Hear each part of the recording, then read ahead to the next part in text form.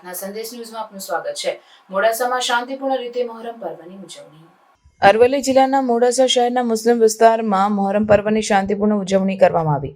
કરબલાના મેદાનમાં પોતાના 72 સાથીઓ સાથે માનવતાના મૂલ્યો અને ઇસ્લામના સિદ્ધાંતો ખાતર શહીદી વહોરનાર હઝરત ઇમામ હુસૈન અને હસન અને તેમના પરિવાર સહિતની યાદમાં મોહરમ પર્વ મનાવવામાં આવે છે। અખાડાના ઉસ્તાદો દ્વારા વિવિધ કર્તવ્ય બતાવવામાં આવ્યા હતા। મોડાસામાં સરકારી તાજિયા અને કસ્બા તાજિયા અને ગોરી ચોક થઈ મોચીવાડા સૂકા બજાર ધોબીઢાળથી માજુમ નદીના કિનારા તરફ લઈ ઠંડા કરવામાં આવ્યા હતા। 9મી અને 10મી 2 દિવસ લોકોએ મોટી સંખ્યામાં મોહરમના દર્શન કર્યા હતા। માનતાઓ ચડાવી બાધાઓ પૂર્ણ કરી હતી। મોહરમ દરમિયાન મોહરમના રૂટ ઉપર ઠંડા પાણી, દૂધ, કોલ્ડ્રિંક્સ, આઈસ્ક્રીમ જેવી લોકોએ સેવા રૂપે વિતરણ કર્યું।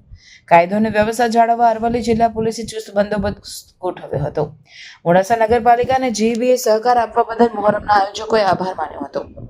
મોહરમ પર્વ નિમિત્તે રથયાત્રા સમિતિના પ્રમુખ ભરતભાઈ ભાવસાર અને હોદ્દેદારો સહિત સિદ્ધિવિનાયક મંદિરના મહંત સચિન મહારાજ તેમજ અન્ય મંદિરોના મહારાજો ઉપસ્થિત રહ્યા। તેમનું કોંગ્રેસના પૂર્વ ધારાસભ્ય રાજુભાઈ ઠાકોર, જશુભાઈ પટેલનું પણ સન્માન કરવામાં આવ્યું હતું, જેમાં કોમી એકતાના દર્શન થયા હતા। રિપોર્ટર મોહસિનભાઈ ચૌહાણ।